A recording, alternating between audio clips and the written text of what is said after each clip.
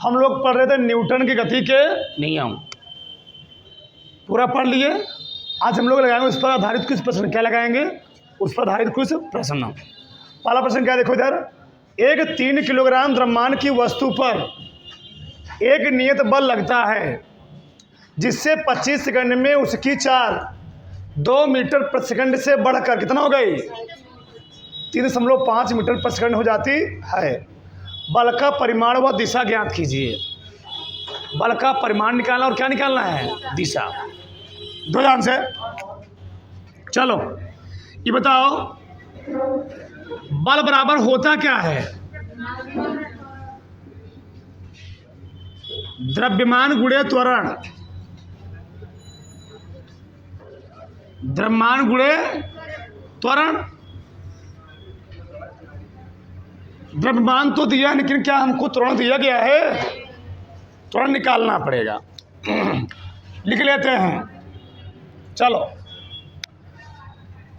इधर देखो, चलो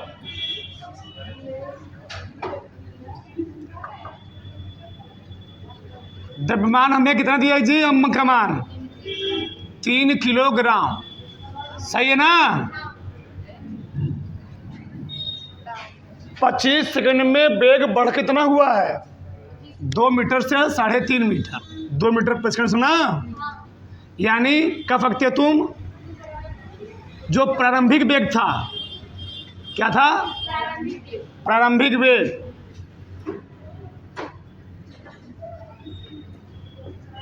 प्रारंभिक वेग u का मान कितना दिया गया है? 2 मीटर प्रति सेकेंड। और अंतिम वेग कितना हो गया?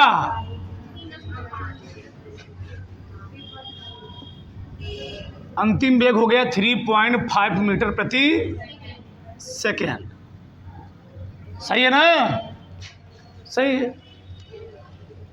देखो ध्यान से, अब त्वरण निकालना। क्या निकालना जी? त्वरण। अच्छा, त्वरण किसे कहते हैं? वेग में परिवर्तन। किधर हम लोग कहते क्या है?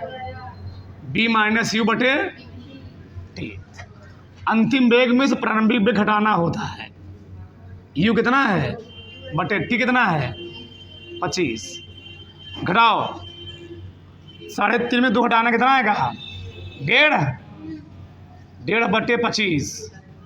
दशमलव हटाओगे, ऊपर नीचे 10 से गुणा करोगे,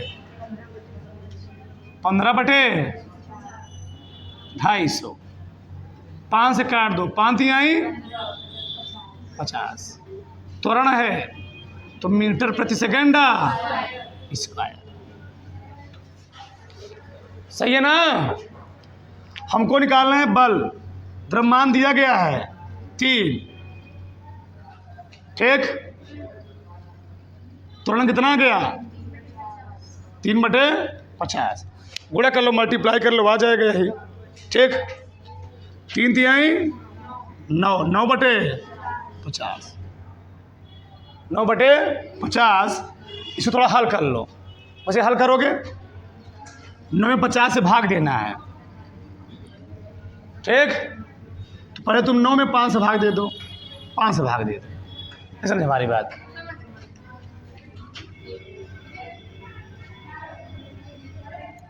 भाग जाएंगे तो 16 बढ़ाओगे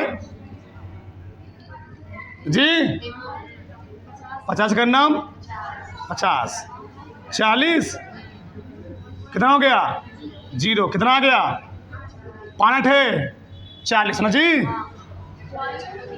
0.18 न्यूटन। उतारो।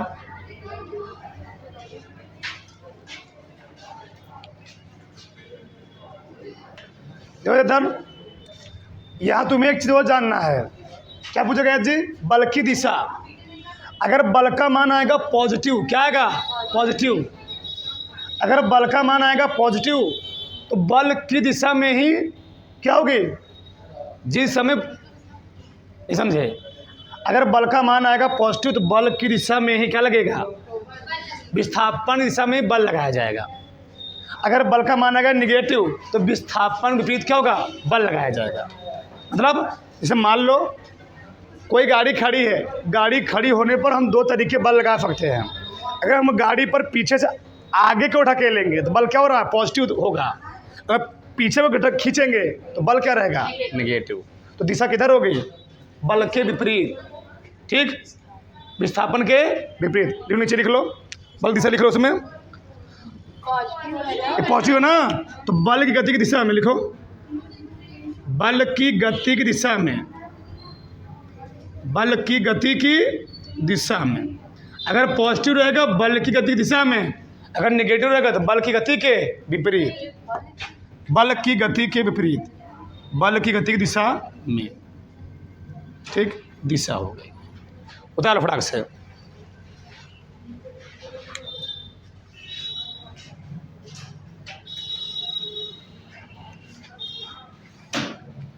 चलो आगे देखो,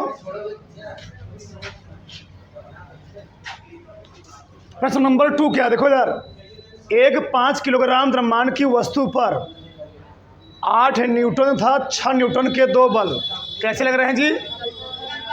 लंबवत लग रहे हैं। द्रव्यमान कितना है जी? 5 किलोग्राम। 8 न्यूटन तथा 6 न्यूटन के 2 बल लंबवत कार्य कर रहे हैं।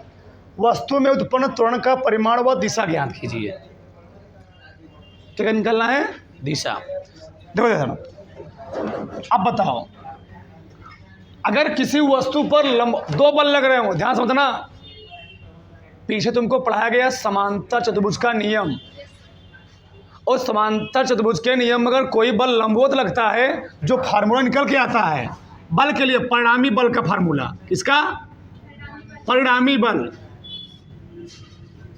ठीक, आर का मान निकालना, कुछ मान निकालना। देखो यार, फार्मूला क्या होता था?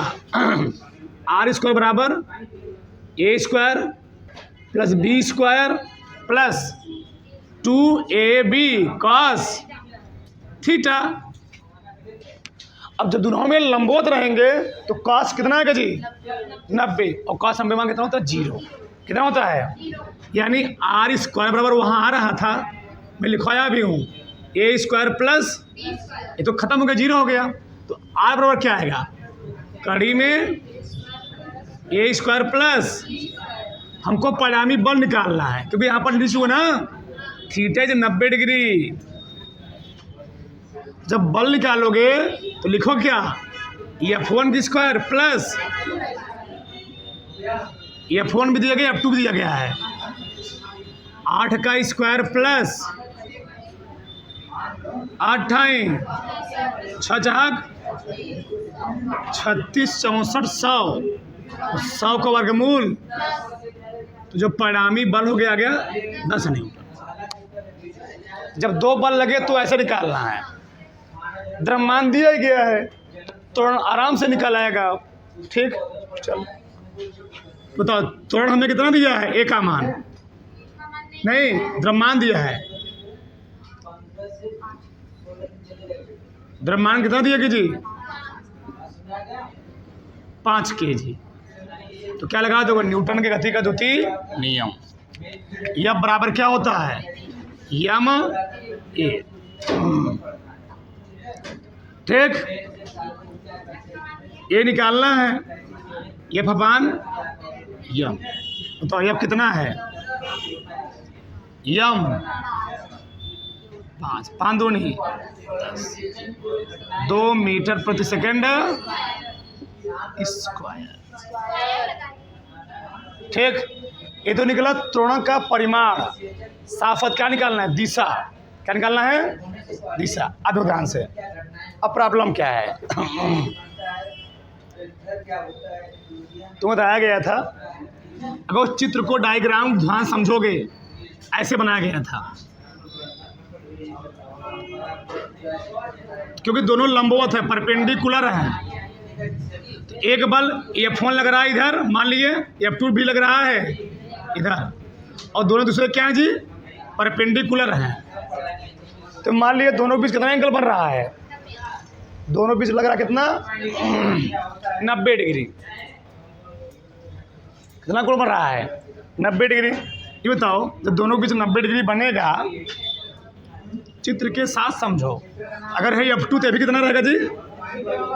F2 दिया गया है 8, F2 6, लंब बटे आधार काटो कितना आया 4 ये tan जाएगा उधर ना, तो थीटा कितना जाएगा tan इनवर्स 4 और इसी का मान तुम्हें दिया कितना 53 डिग्री। उतारो। वो भी कौन निकाल सकते तुम, नहीं समझे हमारी बात। 8 न्यूटन के साथ भी निकाल सकते हो, तो वहां पर तुमको क्या करना पड़ेगा 3 तो उसका मान तुमको अलग देगा था। ये प्रॉब्लम है। उतारो। तो ध्यान से अगला प्रश्न क्या है, देखो यार। 1 2 × 10⁴ किलोग्राम द्रव्यमान के एक रॉकेट को प्रक्षेपित करते समय 5 × 10⁵ न्यूटन के एक बल, ठीक, 20 सेकंड के लिए क्या किया था उस पर लगाया गया। उपग्रह जानते हो ना, ठीक। उपग्रह को जब लॉन्च किया जाता है तो उस पर उपग्रह पर रॉकेट द्वारा एक बल लगाया जाता है, जिसके कारण वह क्या करता है पृथ्वी गुरुत्वाकर्षण क्षेत्र को पार करता है। नहीं तो कहाँ फेंको कोई चीज़ कहाँ चली जाएगी, नीचे चली जाएगी। इसे उसको एक निश्चित वेग दिया जाता है। आगे तुम लोग पढ़ोगे, चैप्टर है पूरा, कितना वेग दिया जाता है उपग्रह को, सब पढ़ोगे। कितने टाइम के लिए दिया जाता है, सब पढ़ोगे। तो 20वें सेकंड के पश्चात रॉकेट का वेग क्या होगा। ये तो प्रारंभिक वेग पूछेगा, अंतिम वेग पूछ रहा है। ये तो अगर कोई रॉकेट प्रक्षेपित किया जा रहा है, स्टार्टिंग में रॉकेट विरामावस्था में तक चल रहा होता है। विरामावस्था में कॉमन सेंस की बात है, स्टार्टिंग में रॉकेट विरामावस्था में होता है, तो प्रारंभिक वेग कितना यहाँ पर है 0। हमसे कौन वेग पूछा हुआ है, अंतिम वेग। जब भी किसी रॉकेट से किसी उपग्रह को लॉन्च किया जाता है तो धीरे धीरे उसका स्पीड क्या होता है, बढ़ता जाएगा बढ़ता जाएगा बढ़ता जाएगा। उसका स्पीड घटेगा नहीं, बढ़ता जाएगा। और जैसे वहाँ पर पहुँच गया जहाँ उसको प्रक्षेपित करना, फिर स्पीड क्या हो जाएगा, कम हो जाएगा। समझ हो ना। क्यों, रीजन क्या है, ऊपर जाने पर क्या होती है, वायु का फ्रिक्शन खत्म हो गया। वायु फ्रिक्शन खत्म होने से इसे ऊपर जाएगा, उसकी स्पीड क्या होती जाएगी, बढ़ती जाएगी। वायुमंडल में तो फ्रिक्शन क्या लगेगा, ज़्यादा लगेगा, चांस ज़्यादा रहता है। आगे देखो, जो जो दिया गया लिख लिया करो। द्रव्यमान दिया गया, पिंड का द्रव्यमान, बताओ पिंड का द्रव्यमान हमको मान कितना दिया जी, 2 × 10⁴ किलोग्राम। और क्या दिया, बल, फोर्स, पिंड पर आरोपित बल, ये का मान कितना दिया,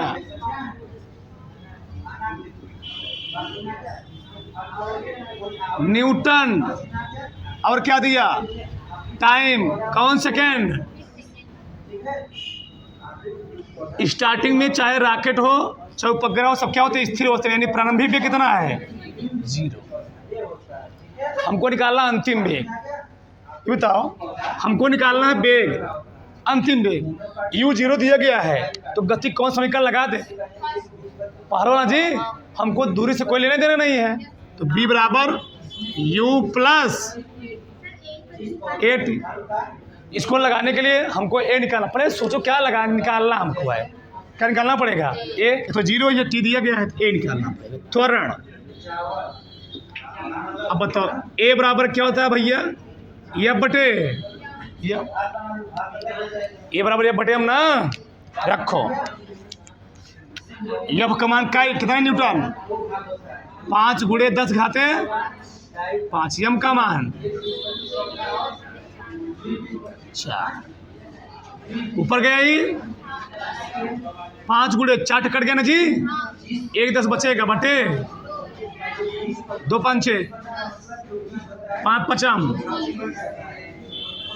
मीटर प्रति सेकेंड लग रखो। प्रारंभिक वेग, त्वरण, समय 25 दूनी सोच पा रहे तुम 500 मीटर प्रति सेकेंड प्रति, इतना स्पीड देना पड़ता है। धारो फटाक से,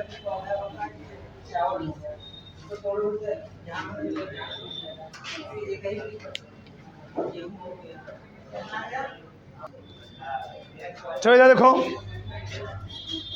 अगला प्रश्न है, एक बल्लेबाज एक गेंद को 12 मीटर प्रति सेकंड की आरंभिक चाल को परिवर्तित किए बिना वापस गेंदबाज के पास करता क्या जी? भेज दिया।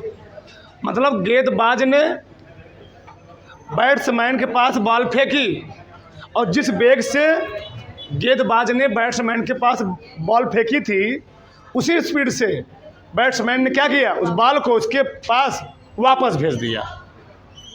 बॉल का द्रव्यमान कितना है? 0.15 किलोग्राम है। तो गेंद पर लगे आवेग की गणना करना है। ये बताओ आवेग बराबर होता क्या है? बल गुणे समयांतराल। अब तुम कहोगे इसमें समय नहीं दिया गया है न बल दिया गया है, आवेग कैसे निकाल लेंगे? दिक्कत होगा ना, क्योंकि तुम लोग जानते हो आवेग किसके बराबर होता है? संवेग के, उससे निकालेंगे। देखो ध्यान से, गेंद का वेग दिया गया है। गेंद का वेग कितना दिया जी? बी का मान 12 मीटर प्रति सेकेंड। ये बताओ 12 मीटर प्रति सेकेंड की आरंभिक चाल को परिवर्तित किए बिना, यानी गेंद का कह सकते हो तुम ऐसे लिखो, गेंद का प्रारंभिक चाल कितना था? ऐसे सही रहेगा। गेंद की प्रारंभिक चाल बताओ तो भैया गेंद की प्रारंभिक चाल कितनी? वेग, गेंद का प्रारंभिक वेग कितना है? यू कितना है जी? 12 मीटर प्रति सेकेंड। 12 मीटर प्रति सेकेंड की चाल को परिवर्तित किए बिना वापस गेंदबाज के पास भेज देता है। जितना स्पीड से गेंद गई थी उतना स्पीड से गेंद क्या होती है? वापस आई, क्योंकि वापस आ रही है। और जहाँ कहीं भी ध्यान देना, अगर गेंद वापस आती है, ठीक, यहाँ प्रश्न में थोड़ा मिस्टेक हुआ है, यहाँ लिखना चाहिए बेग, उसको क्या लिखना चाहिए? बेग। बेग कैसी राशि होती है? सदिश राशि। अगर उसकी दिशा में परिवर्तन होगा उसका परिमाण भी क्या हो जाएगा? बदल जाएगा। जैसे अगर मैंने बोला गाड़ी को धक्का दे रहे हो आगे की ओर तो फोर्स रहेगा प्लस, और पीछे की खींचोगे तो फोर्स क्या हो जाएगा? माइनस। इसी कारण दो त्वरण होते हैं, दो, ठीक। एक क्या होता है? धनात्मक त्वरण क्या होता है? हाँ, तो ना उसी का हम लोग कहते हैं मंदन। तो मंदन क्या होता है? जब कोई चीज पीछे की ओर जाए। बताओ, तो गेंद का प्रारंभिक वेग था। अब जब गेंद किसके पास पहुंची? बैट्समैन के पास पहुंची। बैट्समैन ने क्या किया? उसको फिर से उसकी ओर पुश कर दिया। जो गेंद का अंतिम वेग था, इस चीज समझना है, गेंद का अंतिम वेग, गेंद का अंतिम वेग बताओ कितना होगा जी? शून्य कैसे होगा गधा?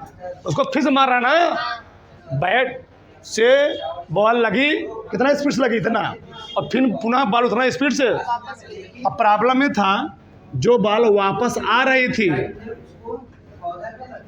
वेग सदिश राशि होता है, इसलिए क्या लगा दोगे यहाँ पर? माइनस। विपरीत जहाँ भी नाम आए फीस में वहाँ का रखता है माइनस, ठीक। बस निकाल लो आवेग संवेग का, निकाल लो। संवेग में परिवर्तन, और संवेग में जो परिवर्तन होगा वही आवेग के, ये आवेग और संवेग क्या होता है जी? बराबर होता है। अब बताओ संवेग पी और क्या होता है? m into b, m into भी क्या? संवेग मतलब द्रव्यमान तो वही रहेगा, लेकिन वेग क्या लिखेंगे? v minus u।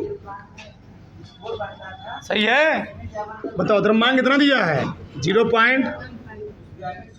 अंतिम वेग,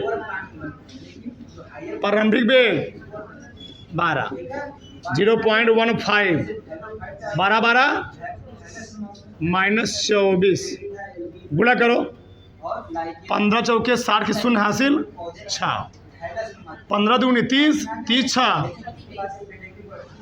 कई बार लगाओगे दो बार, और निगेटिव के साथ आएगा 3.6। क्या आवेग है ना? आवेग का मतलब तुमको लिखवाया गया है, क्या लिखवाया गया है? हाँ, किलोग्राम मीटर प्रति सेकंड। उतार लो। अच्छा क्या उतार रहा है जी? माइनस क्या उतार रहा है? जिस दिशा में बल लगा था उसी समय उसको बल से उतना से भेज दिया गया, माइनस। उतारो। चलो आगे देखो,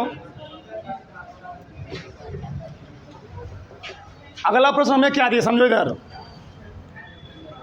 एक ट्रक विरामावस्था से किसी पहाड़ी से नीचे की ओर नियत त्वरण से लुढ़कना शुरू कर दी है। ठीक, कोई ट्रक है, वह पहाड़ी पर चढ़ी हुई थी, कुछ टाइम बाद क्या करती है, वह लुढ़कना शुरू करती है। यह 20 सेकंड में कितना मीटर चली, लुढ़की, मतलब 400 मीटर की दूरी तय की। इसका त्वरण ज्ञात कीजिए। क्या कीजिए जी, त्वरण। यदि इसका द्रव्यमान 7 टन है तो इस पर लगने वाले बल की गणना कीजिए। ये बताओ विरामावस्था कहा है, यानी प्रारंभिक पे कितना दिया है, सोच कह रहा है। चलो बताओ, प्रारंभिक वेग u का मान कितना दिया जी, 0। टाइम कितना है, t का मान कितना मीटर विस्थापित हुई दूरी, कितना दिया है, यश का मान 400 मीटर। अब तुमको इतना कॉमन सेंस की बात जानकारी हो चुकी होगी। बताओ, u 0 दिया है, t दिया गया है, दूरी दी गई है, तो गति कौन सा निकल लगा दें, दूसरा लगा दें। तीसरा लगाओगे, तीसरे में टाइम होता है, इसमें टाइम नहीं होता, तो कौन लगाएंगे, गति के द्वितीय समीकरण से। द्वितीय समीकरण से क्या होता है बताओ, s बराबर ut प्लस दूरी दिए गया कितना, u दिया गया 0 प्रारंभिक विरामावस्था से, t 20 प्लस 1/a निकालना है, t 20 का स्क्वायर। सही गलत, सही है। चलो 400 बराबर 1/2 गुणे a गुणे 20 से हमें 2 से काट दो, 200, ठीक जी। 200 a बराबर आया 400, 2 दूनी a आ गया 2 मीटर प्रति। त्वरण आ गया, जब त्वरण आ गया, द्रव्यमान दिया गया है तो बल निकाल लेंगे। तो अब बल बराबर क्या होता है, द्रव्यमान गुणे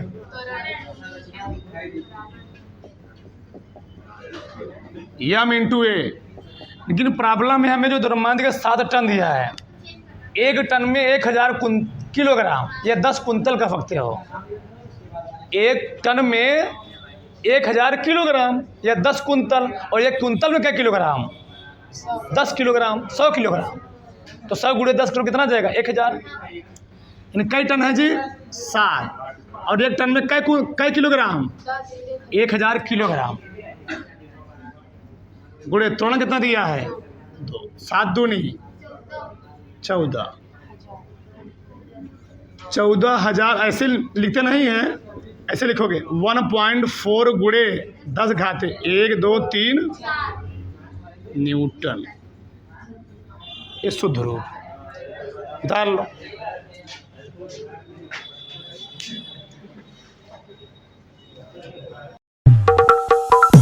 Lights, camera, action.